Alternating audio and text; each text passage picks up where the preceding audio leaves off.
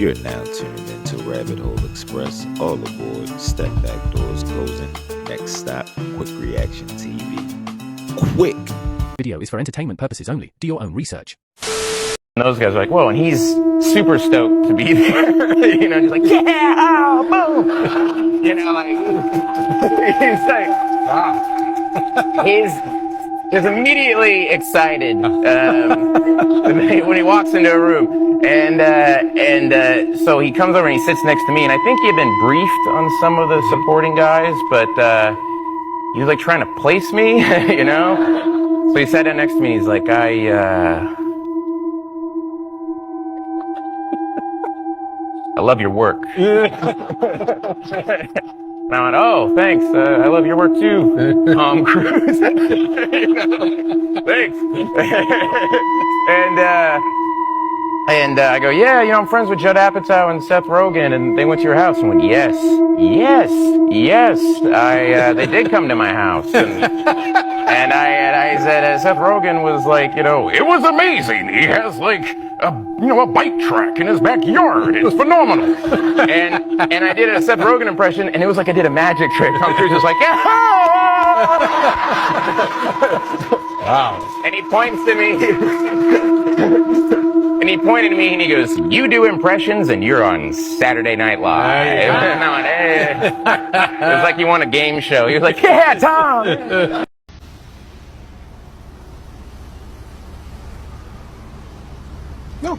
No.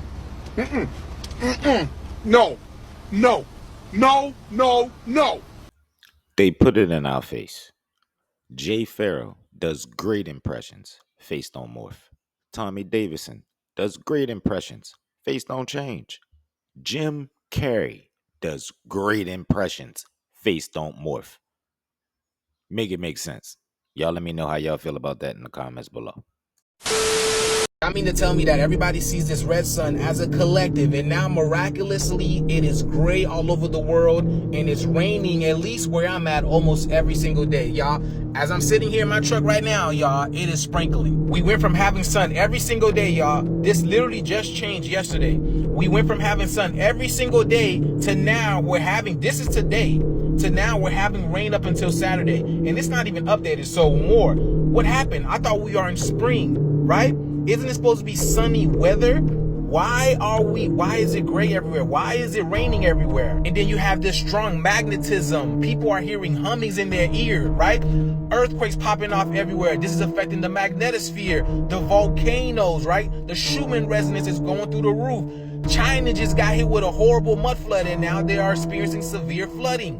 Donald Trump has been missing in action for about 5 or 6 days, and nobody knows where he is at, y'all. The world is going through it, and I truly believe the second sun, the red sun, has something to do with it, because we already know we are in the time of apocalypse or revelation, and that simply means the revealing. And this has to do with the magnetosphere, because the red sun is affecting the magnetosphere. It's applying so much pressure via radiation, it's going to cause the firmament to crack at one point in time. This is also known as the red Kachina from the well-known Hopi prophecy. Now, when you break down the word red Kachina, you have the word red cut China. So this is why people are calling it China's artificial sun. But China can never create a sun like this, because they're having a hard time taking the real sun. And you think they're going to put out another sun that's going to pump out more radiation? I think not.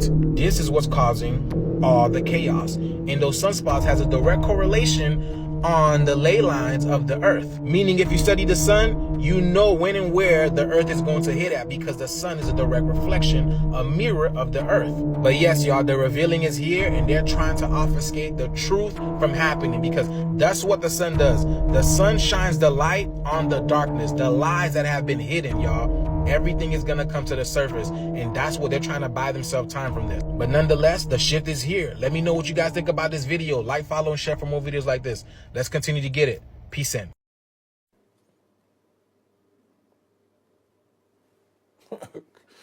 Okay. Now, I'm not gonna say he not that far off, but I think some of that stuff he reaching. Y'all let me know how y'all feel in the comments below.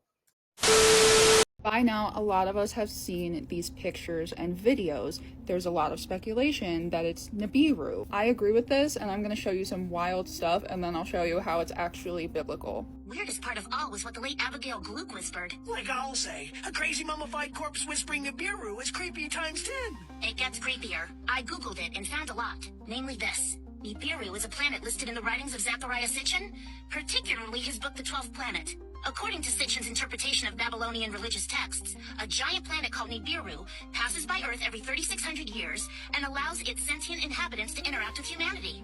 These beings, which Sitchin identified with the Anunnaki of Sumerian myth, would become humanity's first gods. My favorite internet encyclopedia says there's supposed to be a collision. The NIBIRU collision is a disastrous encounter between the Earth and a large planetary object.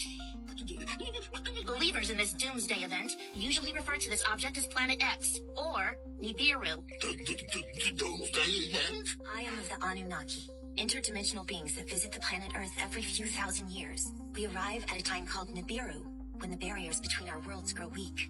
This is my planisphere. That's what this red thing in the middle is. It's responsible for eclipses. Notice this on Bill Nelson, the head administrator for NASA's Twitter. Look at his badge. Then I saw this on their website when their website was down the other day. A lot of us have noticed that MasterCard has this as their logo. So I go to their website, like how I do, and I noticed this, and I'm like, this definitely is something. It means naval destroyer, water destroyer. So we know the sun should be turned to darkness before the great and terrible day of the Lord. But the alternate name for NIBIRU is the destroyer. MasterCard also used it in that ad. Jeremiah 4:8, a destroyer of nations has set out. He has gone out from his place. Remember I showed you the planisphere. In some ancient texts, they also seem to think that when NIBIRU was out of place, that time would be wrong. For this, put on sackcloth. Remember in Revelation, it says the sun will be made like sackcloth. In Exodus, will not allow the destroyer. And the lore with NIBIRU is that it's how aliens, fallen angels, enter our realm. For behold, I am sending among you serpents. Do I need to say more? If Jesus can't save these hoes, why are you trying? That you just saw flash on the screen, I'll show it to you more in a minute, was a literal demon. Not just a demon, it looked exactly like the devil as portrayed today in the 21st century at this stuff happening in LA and California. Just to show you, give you a measurement of how evil this stuff really is, along with the 6.6 earthquake in Colombia and the 6.6 earthquake in the Middle East, the big beautiful bill, the 666 like I showed you before, the doomsday fish, the weather, the suns, everything like I showed you before, it's all freaking evil. So a quick update, then we'll get back to the demon. There's a tactical alert in California and they're stopping all trains and all moving traffic to these locations. Tonight is going to be absolutely insane. Even from last night, this morning, I showed you all the explosions, I showed you all the looting, I showed you all the stuff happening, all the weird objects being placed around LA, and now this popped up right before a flag was burned. You can literally see the horn, the ear, the eyes, the nose. I'm about to show you the video now, but if you're on TikTok, you're not going to be able to see the rest of this video. Oh my God! We are not wrestling with flesh and blood, people. This is spiritual warfare. Get to know God. Give your life to Christ and connect with the Holy Spirit. Do with that what you will. Something about these protests that are happening in Los Angeles that I really want to point out to everybody, and it might blow your mind, or you might already be aware of it. Now, you might already know about this book, but if you don't, then I'm going to talk to you about something that sounds insane. Now, the person who wrote that book, his name is Ingersoll Lockwood, and I'll get to him here in a second. Because I want to point out the plot of this one specific book. Do keep in mind, once again, it's named The Last President. 1900, or The Last President, like I mentioned, is an 1896 novel, by the way, where Americans are protesting a corrupt you-know-what process. It starts with an E. I don't really understand why you can't say the word out loud here on TikTok, but anyway. While the president's hometown of New York City, now tell me, where's his hometown at, people, is fearing the collapse of the republic after the transition of presidential power. Now, obviously, that hasn't happened, but the plot of the book is just like, Do keep in mind, Ingersoll Lockwood is also the author of Barron Trump's marvelous underground journey. Baron Trump, you say? Isn't that interesting? But here's what the book is about, right? It's also a series, by the way, if you didn't know, about the adventures of a character named Baron Trump, a wealthy boy who embarks on fantastic voyages. The story follows Baron Trump as he travels to the Earth's interior, encountering various strange underground civilizations and the, in quotations, master of the world who plans to destroy the universe. What a book to write in the 1800s, right? There is something else that I really want to point out to everybody, so I hope that I have everybody's attention still at this point in the video. Because people don't actually think about it this way, but I want to talk to you about a movie that came out just last year. Does anybody remember this movie? I'm sure you do. And if you don't, well, you should definitely go watch it and then come back to me and tell me if you think that's possible. Just try to think outside the box for me at this moment in time, okay?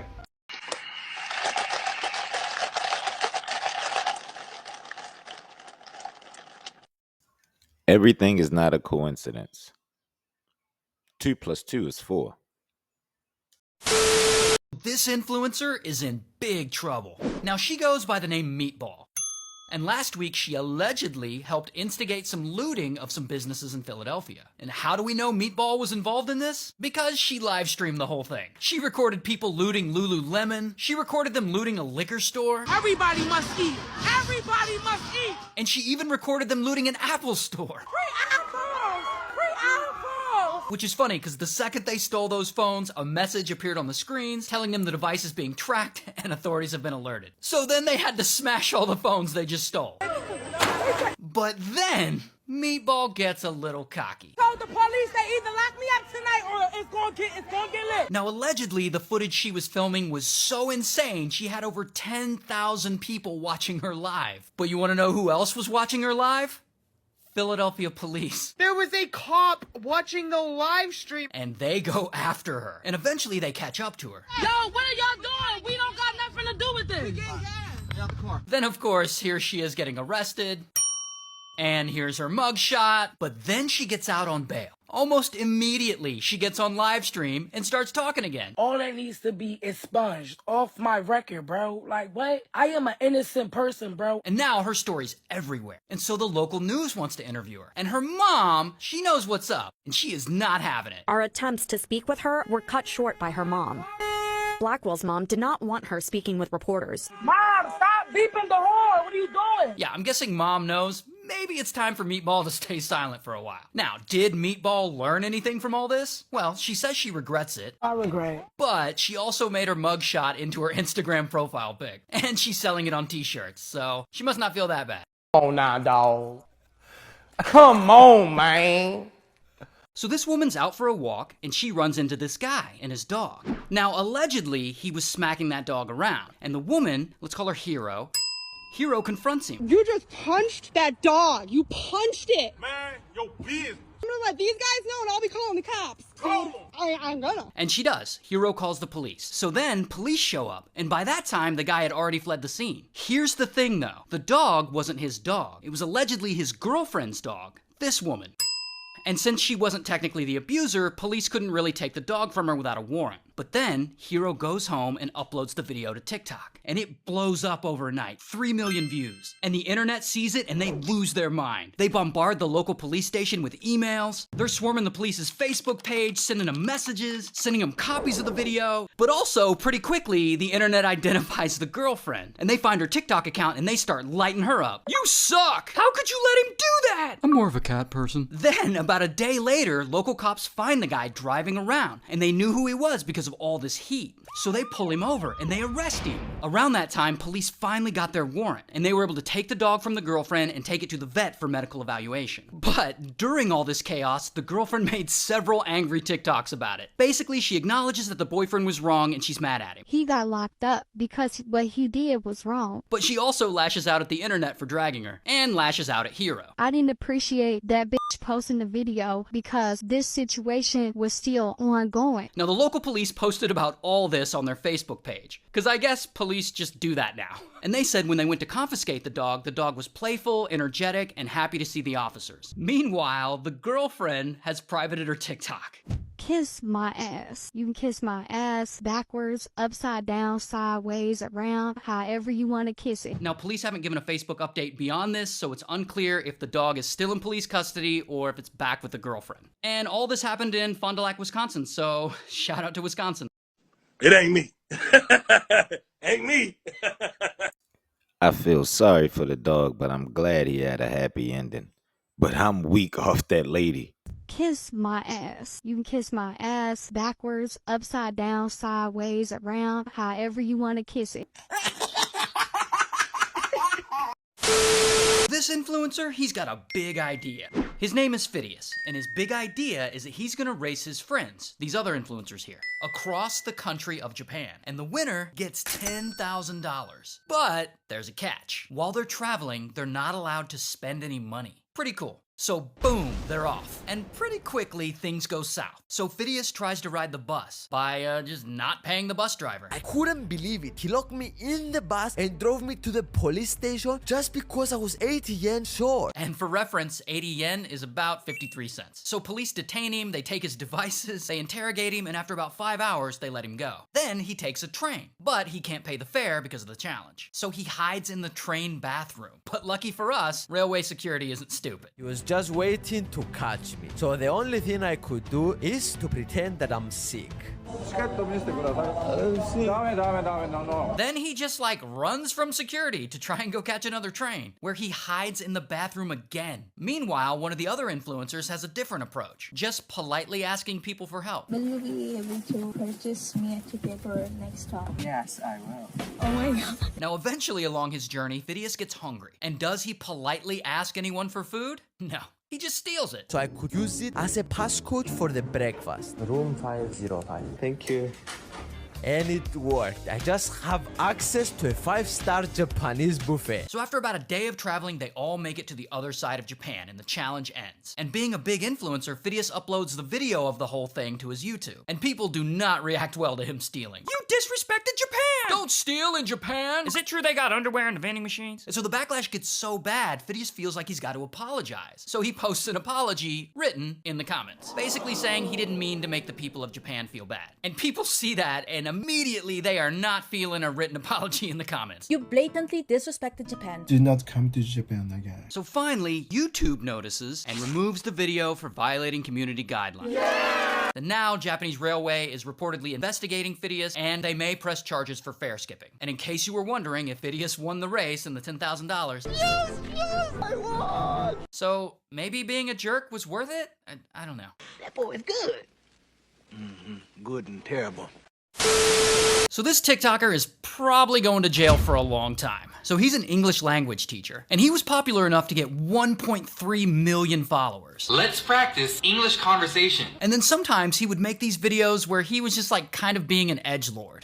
Is the common word used to call black people in Thailand. And that's weird because he was a teacher at private Christian schools in Thailand where he would teach English to kids. So here's where it all goes crazy. One day he starts Instagram messaging with a student at a school he used to work at. And they start a relationship and it gets romantic. How old was she, Ray? 16. And he's 29.